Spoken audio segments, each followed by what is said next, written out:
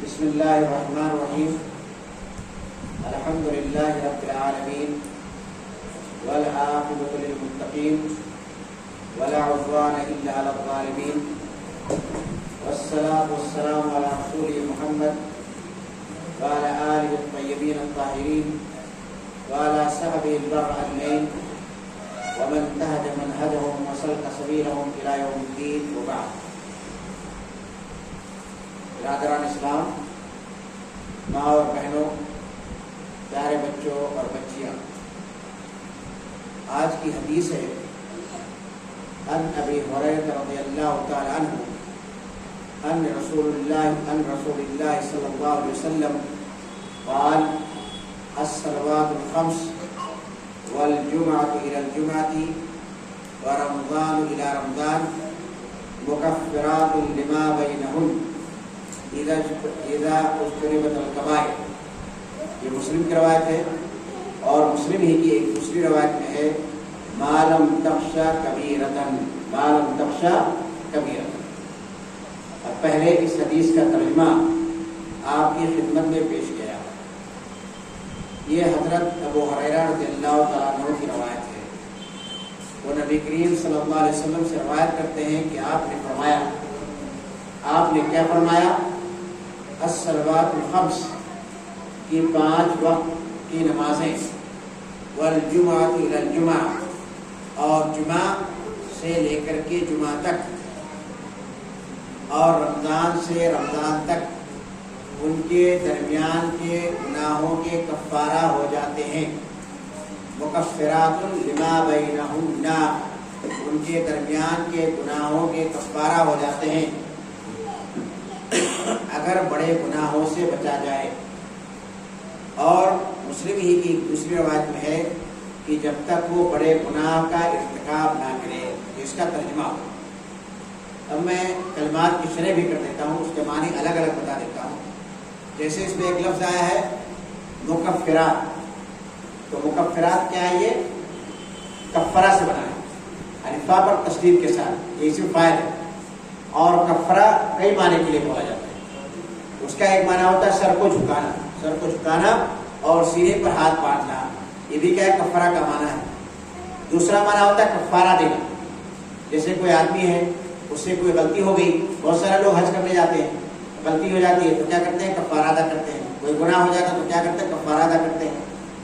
اس کا ایک تیسرا معنی ہے کسی چیز کو ڈھکنا اور چھپانا، اور ایک چوتھا معنی ہے گناہ کو مٹانا۔ عربی میں بولتے ہیں کفر اللہ عنہ الذنوب، یعنی اللہ سبحانہ تعالیٰ نے اس کے گناہوں کو مٹا دیا، اس کی مغفرت فرما دی۔ اور اس کا ایک معنی ہوتا ہے کسی کو کافر قرار دینا، کفر تکفیر، کافر قرار دینا۔ تو اس کے کئی معنی ہیں، اور اس حدیث کے اندر جو معنی مراد ہے وہ معنی کیا ہے؟ گناہوں کو مٹا دینا۔ اجتنابہ کا ایک لفظ ہے اجتنبت الکبائر، تو اجتنابہ کا ایک معنی ہوتا ہے جنوبی ہونا، ناپاک ہونا۔ اور جنابت 2 طرح کی ہوتی ہے، ایک چھوٹی جنابت ہوتی ہے اور ایک بڑی جنابت ہوتی ہے۔ جب آدمی ناپاک ہو جاتا ہے، یعنی وضو ٹوٹ جائے، تو کیا ہے یہ؟ چھوٹی جنابت۔ لیکن جب آدمی جو ہے بڑی جنابت کے اندر مبتلا ہو جائے تو اس کے لیے کیا؟ اس کے لیے غسل کرنا ضروری ہو جاتا ہے۔ اس کے لیے غسل کرنا کیا ہوتا ہے؟ ضروری ہوتا ہے۔ مثلا انسان کو احتلام ہو جائے یا انسان اپنی بیوی سے مل لے تو اس صورت میں کیا ہے؟ اس صورت میں اس کے لیے غسل کرنا ضروری ہو جاتا ہے۔ تو اس کا ایک معنی ناپاک ہونا ہے، اور دوسرا معنی کیا ہے؟ دوسرا معنی گناہوں سے بچنا ہے، گناہوں سے دور رہنا ہے۔ اسی طرح اس کے اندر ایک لفظ ہے کبائر۔ کبائر ایک کبیرہ کی جمع ہے، اور کبیرہ کس کو بولتے ہیں؟ بڑا کو۔ اور کبیر یہ اللہ سبحانہ تعالیٰ کا ایک نام بھی ہے، اس لیے نام رکھا جاتا ہے عبد الکبیر، یعنی اللہ سبحانہ تعالیٰ کا بندہ، اللہ سبحانہ تعالیٰ کا غلام۔ تو اس کا لفظی معنی کیا ہوتا ہے؟ اس کا لفظی معنی ہوتا ہے بڑا، بزرگ، سردار، بلند مقام والے، زیادہ وغیرہ۔ یہاں پر کیا مراد ہے؟ یہاں پر مراد ہے بڑا گناہ، ذنب عظیم، اسم عظیم، یعنی بڑا گناہ مراد ہے۔ تو یہ اس کے بعض کلمات کی شرح ہوگی، تشریح ہوگی، اور ترجمہ بھی میں نے آپ کو بتا دیا۔ اب میں اس حدیث کی مختصر طور پر آپ کے سامنے شرح کر دیتا ہوں، مختصر شرح۔ ہم سب جانتے ہیں کہ اللہ سبحانہ تعالیٰ نے انسانوں کو پیدا کیا، تو انسانوں کی فطرت کیا ہے؟ انسانوں کی فطرت ہے کہ ہر انسان گناہ کرتا ہے، اور اس کا سلسلہ کب سے شروع ہو گیا ہے؟ حضرت آدم علیہ السلام سے شروع ہو گیا ہے۔ اس کی سرشت کے اندر داخل ہے، اس کی طبیعت کے اندر داخل ہے کہ انسان کیا کرے؟ انسان گناہ کا کام کرے۔ بہت مشکل ہوتا ہے کہ کوئی انسان گناہوں سے بچ پائے۔ ہاں، انبیاء اور رسول جو ہوتے ہیں وہ معصوم عن الخطا ہوتے ہیں۔ اللہ سبحانہ وتعالیٰ ان کے اندر یہ صفت پیدا کر دیتا ہے کہ وہ کسی گناہ کا ارتکاب نہیں کرتے۔ یا اسی طرح فرشتے ہیں، فرشتے بھی اللہ سبحانہ وتعالیٰ کے کسی گناہ کا ارتکاب نہیں کرتے، لیکن انسان جو ہے عام طور سے اللہ کے احکام کی مخالفت کرتا ہے اور بہت سارے گناہ کرتا ہے، اور یہ شروع سے ہوتا چلا آیا ہے۔ اس لیے حدیث کے اندر آیا ہے، نبی کریم صلی اللہ علیہ وسلم نے ارشاد فرمایا، کل بنی آدم خطاء وخیر الخطائین التوابون۔ علامہ البانی نے اس حدیث کو حسن قرار دیا ہے۔ اس کا مطلب کیا ہے کہ تمام اولاد آدم، یعنی آدم علیہ السلام کی تمام اولاد جو قیامت تک پیدا ہوگی، شروع سے لے کر آخر تک، کیا ہے؟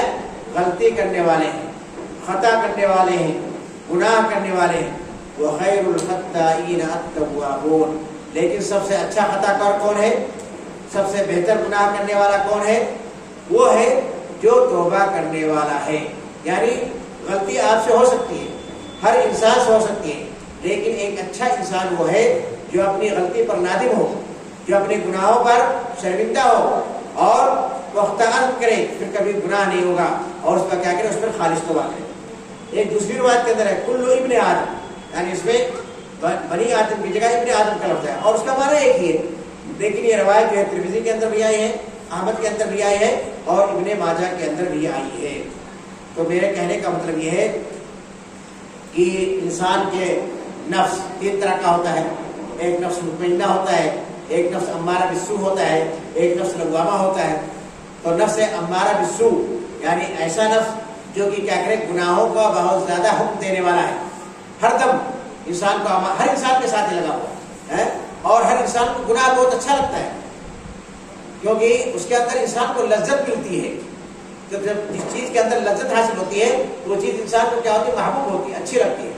تو گناہ کے اندر انسان کو لذت ملتا ہے، اس لیے انسان گناہ کی طرف لپکتا ہے، اس کی طرف کیا کرتا ہے؟ اس کی طرف دوڑتا ہے، شیطان کے بہکاوے کے اندر آ جاتا ہے، اس کے نفس کے بہکاوے کے اندر آ جاتا ہے، تو اسی لیے انسان گناہ کرتا ہے۔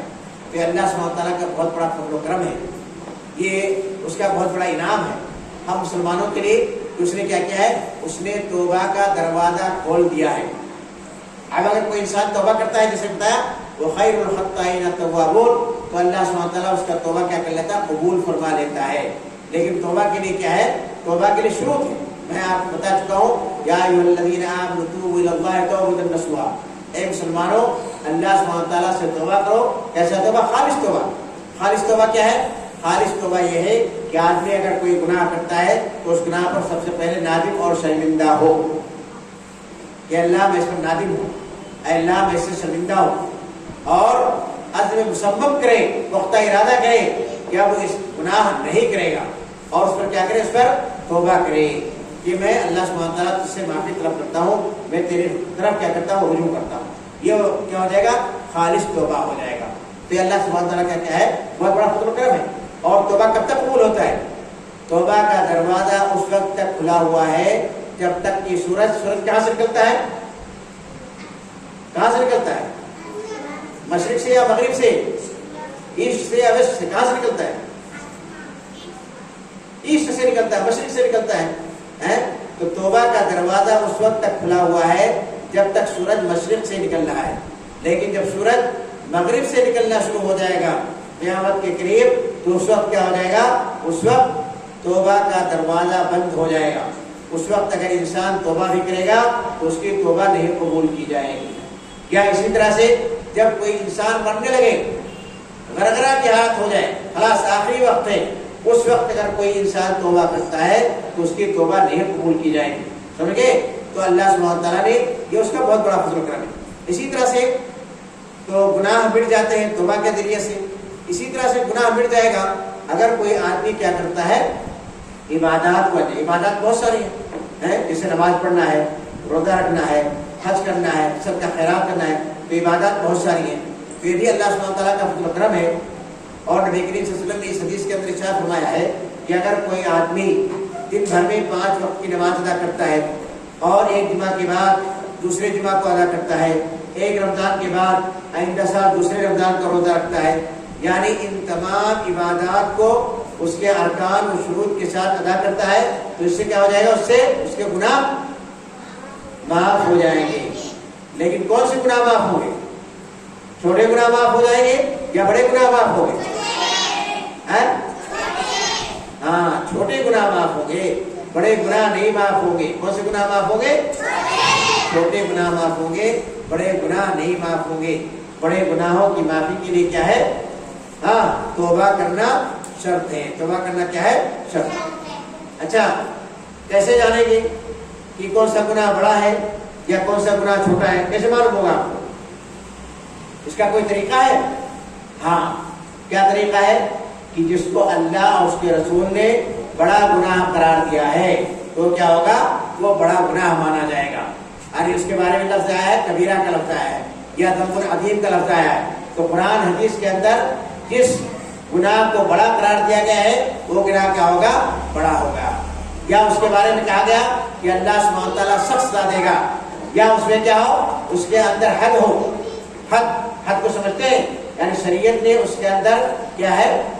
اس کی سزا متعین کرتی ہے. جیسے کوئی آدمی چوری کرے تو چوری کرنے کی سزا کیا ہے اسلام میں؟ ہاں، اگر کوئی آدمی چوری کرتا ہے تو اس کی سزا کیا ہے؟ اس کی سزا یہ ہے کہ اس کا ہاتھ کاٹ دیا ہے. کیا سزا ہے؟ ہاتھ کاٹنا. اگر کوئی آدمی شراب پیتا ہے تو اس کی سزا کیا ہے؟ شراب پینے کی سزا. اس کو 80 کوڑے لگائے جائیں. کتنے کوڑے مارے جائیں؟ 80 کوڑے مارے جائیں. تو جن گناہوں کے اوپر حد متعین ہے اس کو کیا کہا جاتا ہے؟ اس کو بڑا گناہ کہا جاتا ہے. یا ایسا گناہ جس پر اللہ سبحانہ تعالیٰ نے جہنم میں داخل کرنے کی دھمکی دی ہے وہ گناہ کیا ہوتا ہے؟ بڑا گناہ ہوتا ہے. جیسے کسی مسلمان کو قتل کرنا، وَمَن يَقْتُلْ مُؤْمِنًا مُتَعَمِّدًا فَجَزَاؤُهُ جَهَنَّمُ. اللہ سبحانہ نے فرمایا کہ اگر کوئی کسی مسلمان کو جان بوجھ کر کے قتل کرتا ہے تو اس کا ٹھکانہ کیا ہے؟ وہ کہاں جائے گا؟ جہنم کے اندر جائے گا. تو اگر ایک مسلمان کسی مسلمان کو قتل کرتا ہے تو یہ گناہ کبیرہ ہے. اسی طرح سے اگر کوئی مسلمان اپنی بیٹی کو اور اپنی ماں اور بہنوں کو یعنی وراثت کے اندر ان کا حق نہیں دیتا ہے، ان کا مال کھا جاتا ہے، تو کیا ہے؟ یہ گناہ کبیرہ ہے. اس پر بھی اللہ سبحانہ تعالیٰ نے جہنم کے اندر داخل کرنے کی دھمکی دی ہے. اللہ سبحانہ نے فرمایا وَمَن يَعْصِ اللَّهَ وَرَسُولَهُ وَيَتَعَدَّ حُدُودَهُ يُدْخِلْهُ نَارًا خَالِدًا فِيهَا وَلَهُ عَذَابٌ مُهِينٌ. کہ اللہ سبحانہ تعالیٰ نے فرمایا جو اس کی نافرمانی کرے گا اور اس کے حدود کو تجاوز کرے گا تو اللہ سبحانہ تعالیٰ اس کو جہنم کے اندر داخل کرے گا جس میں وہ ہمیشہ ہمیشہ رہے گا. یہ گناہ کبیرہ کی تعریف ہو گئی. ہر وہ گناہ جس کو شریعت نے بڑا قرار دیا ہے اس کو ذنب عظیم کہا ہے، یا ہر وہ گناہ جس پر دھمکی دی گئی ہے جہنم کے اندر داخل کرنے کی، یا ہر وہ گناہ جس کے اندر اللہ اس کے رسول نے کوئی حد متعین کر دی ہے، یا ہر وہ گناہ جس پر سخت سزا کی خبر دی گئی ہے، یا جس پر لعنت کی گئی ہے. جس کو لعنت کی جائے اس کو پر کیا ہے؟ اس کو بڑا گناہ کہا جاتا ہے. ٹھیک ہے؟ یہ آپ کو معلوم ہو گیا کہ کون سا گناہ بڑا گناہ ہے. اب یہاں پر حدیث کے اندر ایک لفظ آیا ہے اذا اجتنبت الکبائر. جب آدمی کبائر سے کیا کرے؟ بچے. جب آدمی بڑے گناہ سے بچے. تو اس کے بارے میں علماء کا اختلاف ہے. بعض علماء کا کہنا ہے کہ اذا جو ہے یہاں پر شرط کے لیے آیا ہے. دو قول ہے. بعض علماء کہتے ہیں کہ اذا شرط کے لیے، اور بعض علماء کہتے ہیں کہ اذا استثناء کے لیے ہے. تو اذا شرط کے لیے تو اس کا مطلب کیا ہے؟ اس کا مطلب یہ ہے کہ جب ایک چیز پائی جائے گی تو دوسری چیز پائی جائے گی. شرط کا مطلب یہ ہوتا ہے جب یہ چیز نہیں پائی جائے گی تو دوسری چیز نہیں پائی جائے گی. مثلا میں نے آپ سے سوال پوچھا، جب آپ سوال کا جواب دیں گے تو آپ کو انعام ملے گا. اگر آپ سوال کا جواب نہیں دیں گے تو آپ کو انعام نہیں ملے گا. تو اسی طرح سے جو آدمی عبادت کو انجام دے گا اس کے چھوٹے گناہ معاف ہوں گے. جو آدمی عبادت کو انجام نہیں دے گا اس کے چھوٹے گناہ نہیں معاف ہوں گے. جیسے اللہ سبحانہ تعالیٰ کا ایک آیت کے اندر ارشاد فرماتا ہے ان تجتنبوا کبائر ما تنہون عنہ نکفر عنکم سیئاتکم. یہ سورہ نساء کی آیت نمبر 31 ہے کہ اگر تم لوگ بچو گے ان کبیرہ گناہوں سے، ان بڑے گناہوں سے جن سے تم کو روکا گیا ہے. بہت ساری چیزوں سے اللہ سبحانہ تعالیٰ روکا ہے ان میں جو کبیرہ چیزیں ہیں اسے تم بچو گے، نکفر عنکم سیئاتکم، تو ہم تمہارے گناہوں کو معاف کر دیں گے. تو یہاں پر بھی کیا ہے؟ شرط کے لیے. اسی طرح سے حدیث کے طرح ہے ما من مسلم تحضره صلاة مكتوبة فيحسن وضوءها وخشوعها وركوعها إلا كانت كفارة لما قبلها من الذنوب ما لم تؤت كبيرة وذلك الدهر كله. اس کا ترجمہ کیا ہے؟ اس کا ترجمہ ہے یعنی اگر کوئی مسلمان کسی فرض نماز کا وقت ہونے پر اس کے وضو میں خشوع اور رکوع میں احسان کرتا ہے. احسان کا مطلب کیا ہوتا ہے؟ اچھی طرح سے نماز ادا کرنا، سنن کے ساتھ، مستحبات کے ساتھ، واجبات کے ساتھ، ارکان کے ساتھ. اسی طرح سے وضو کرنا، تو اس کو اچھی طرح سے وضو کرنا، تو اس سے کیا کہتے ہیں؟ اس کے تمام سابقہ گناہوں کے لیے کفارہ ہو جاتا ہے اگر وہ کبیرہ یعنی بڑے گناہ کا ارتکاب نہیں کرتا ہے. وذالک الدہر کلہ، اس کا مطلب کیا ہے؟ اس کا مطلب یہ کسی زمانہ کے ساتھ خاص نہیں ہے کہ پہلے 100 سال کے لیے یا دوسرے 100 سال کے لیے یا آج کے زمانے کے لیے یا صحابہ کے لیے یا تابعین کے لیے یا نہیں. اس کا مطلب ہے وذالک الدہر کلہ، یہ ہر زمانہ کے لیے، قیامت تک کے لیے ہے. یہ دروازہ قیامت تک کے لیے کھلا ہوا ہے. یہ کس کی روایت ہے؟ یہ مسلم کی روایت ہے. دوسرا قول کیا ہے؟ دوسرا قول یہ ہے کہ استثناء کے لیے یعنی ایکسپشن کے لیے اس کو الگ کر دیا گیا ہے. اس کا مطلب کیا ہوگا کہ ان عبادات سے بڑے گناہوں کے علاوہ تمام چھوٹے گناہ معاف ہو جائیں. یعنی آدمی اگر بڑے گناہ کرتا ہے ساتھ میں چھوٹے گناہ بھی کرتا ہے اور عبادات بھی کرتا ہے تو اس سے کیا ہوگا؟ بڑے گناہ کو چھوڑ کر کے ان عبادات کی وجہ سے یہ چھوٹے گناہ کیا ہو جائیں گے؟ معاف کر دیں. اگرچہ بڑا گناہ کرتے تھے وہاں پر کیا تھا؟ وہاں پر یہ تھا کہ بڑا گناہ نہیں کرنا ہے. یہاں پر کیا ہے؟ اگر بڑا گناہ کرتا ہے، چھوٹا گناہ کرتا ہے تو اس کے چھوٹے گناہ اس کو معاف کر دیے جائیں گے. امام نووی نے اسی کو راجح قرار دیا ہے. اس کے بعد ہے کہ ایک اہم بات اس کی طرف میں بتا دینا چاہتا ہوں کہ جیسے کوئی بھی عبادت اسلام کے اندر کوئی بھی عبادت ایسے نہیں ہے جس سے بڑا گناہ انسان کا معاف ہو جائے. صرف حج کے بارے میں علماء کرام کا کہنا ہے کہ حج ایک ایسی عبادت ہے اگر کوئی بھی مسلمان اس کو اخلاص کے ساتھ ادا کرتا ہے، حلال کمائی کے ساتھ ادا کرتا ہے تو اس کے تمام چھوٹے بڑے گناہ معاف ہو جائیں گے. اور اس کی دلیل کیا ہے؟ اس کی دلیل حضرت عمر بن عاص رضی اللہ تعالیٰ عنہ کی روایت. اس کے اندر مذکور ہے کہ وہ نبی کریم صلی اللہ علیہ وسلم کے پاس بیعت کرنے کے لیے آئے. تو جب نبی کریم صلی اللہ علیہ وسلم سے کہا کہ آپ اپنا ہاتھ پھیلائیے، میں آپ سے بیعت کرنا چاہتا ہوں، تو جب نبی کریم صلی اللہ علیہ وسلم نے اپنا ہاتھ پھیلایا بیعت کے لیے تو حضرت عمر بن عاص رضی اللہ تعالیٰ عنہ نے اپنا ہاتھ سمیٹ لیا. تو نبی کریم صلی اللہ علیہ وسلم نے کہا اے عمر بن عاص تم کو کیا ہو گیا؟ تم کیوں اپنا ہاتھ سمیٹ لیا؟ تو انہوں نے کہا کہ میں آپ سے کچھ چیزیں معلوم کرنا چاہتا ہوں، آپ شرط لگانا چاہتا ہوں. تو انہوں نے کہا کیا کیا ہمارے تمام گناہ اس سے پہلے زمانے جاہلیت کے اندر ہوئے ہیں، اسلام لانے سے پہلے ہوئے ہیں، کیا وہ معاف ہو جائیں گے؟ تو نبی کریم صلی اللہ علیہ وسلم نے فرمایا اما علمت یا عمر بن عاص، اے عمر بن عاص کا تم کو معلوم نہیں ہے ان الاسلام یہدم ما کان قبلہ، کہ اسلام لانے سے پہلے کے جتنے گناہ ہوتے ہیں اسلام لانے کے بعد سب کے سب معاف ہو جاتے ہیں. ایک تو یہ ہو گیا الاسلام یہدم ما کان قبلہ، والہجرۃ تہدم ما کان قبلہ، اسی طرح ہجرت کرنے سے اس سے پہلے کے تمام گناہ کیا ہو جاتے ہیں؟ معاف ہو جاتے ہیں. والحج یہدم ما کان قبلہ، اسی طرح سے حج کیا کرتا ہے؟ حج سے پہلے کے تمام گناہ کیا ہو جاتے ہیں؟ معاف ہو جاتے ہیں حج کی وجہ سے. ایک دوسری روایت کے اندر آیا ہے الحج المبرور لیس له جزاء الا الجنہ، کہ اگر آدمی کا حج مبرور ہے تو اس سے کیا ہوتا ہے؟ اس کا بدلہ صرف اور صرف جنت ہے. الحج المبرور لیس له جزاء الا الجنہ. مبرور کا معنی کیا ہے؟ بہت سارے معنی یعنی شارحین نے بیان کیے ہیں. اس کا ایک معنی کہ حج مقبول، ایسا حج کیا ہو جائے جو مقبول ہو جائے. لیکن حج کے قبول ہونے کے لیے ضروری ہے کہ آدمی اس کے اندر کوئی گناہ نہ کرے. اور سب سے ضروری چیز کیا ہے کہ آدمی کا مال حلال. اگر آدمی کا مال حلال نہیں ہے، حرام ہے، تو اس کی کوئی بھی عبادت قبول نہیں ہوتی. حج ہی نہیں، کوئی بھی عبادت قبول نہیں ہوتی. اور اس کا حج کیا ہوگا؟ اس کا حج مبرور نہیں ہوگا. یہ حدیث معلوم ہو گئی. کس کی حدیث ہے؟ حضرت عمر بن عاص رضی اللہ تعالیٰ عنہ کی روایت ہے اما علمت ان الاسلام یهدم ما كان قبله وان الهجرة تهدم ما كان قبلها وان الحج يهدم ما كان قبله. لیکن یہاں پر یاد رکھیے، کیا یاد رکھنا ضروری ہے؟ ایک بات یاد رکھنا ضروری ہے کہ حقوق العباد حج سے بھی معاف نہیں ہوگا. حقوق العباد کس کو کہتے ہیں؟ بندوں کے حقوق. یعنی اگر آپ نے کسی کا حق مال لیا، جیسے آپ کے گھر میں لڑکی کا حق مارا گیا، اس کو وراثت کے اندر حصہ نہیں دیا گیا، تو یہ معاف ہونے والا نہیں ہے۔ کسی بھائی نے کسی بھائی کا حق مار لیا تو یہ معاف ہونے والا نہیں ہے۔